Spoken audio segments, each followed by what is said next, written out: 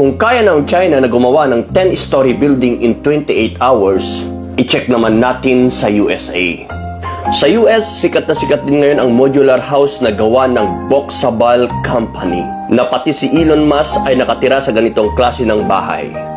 Dati, iPhone lang ang dinideliver, pero ngayon pwede ka nang mag-unbox ng sarili mong bahay. Today, pag-uusapan natin a revolutionary way of building homes that's taking the world by storm. It's fast, it's affordable, and it's incredibly efficient. Welcome to the world of modular house. Pero ano nga ba ang Boxabal? Ang Boxabal ay isang kumpanya na gumagawa ng mga modular homes sa loob ng pabrika. At pagkatapos ay dinadala ang mga ito sa inyong lugar para itayo na mabilis.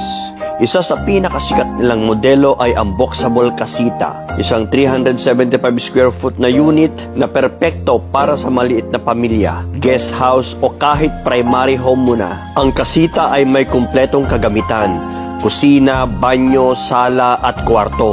Lahat ng ito ay maayos na nakaayos at handang gamitin sa pagdating ng bahay sa iyong lugar. Gaano katagal buuin ang isang Boxabal house? Ang isang Boxabal house ay binubuo lamang ng ilang oras, depende sa model at depende sa laki.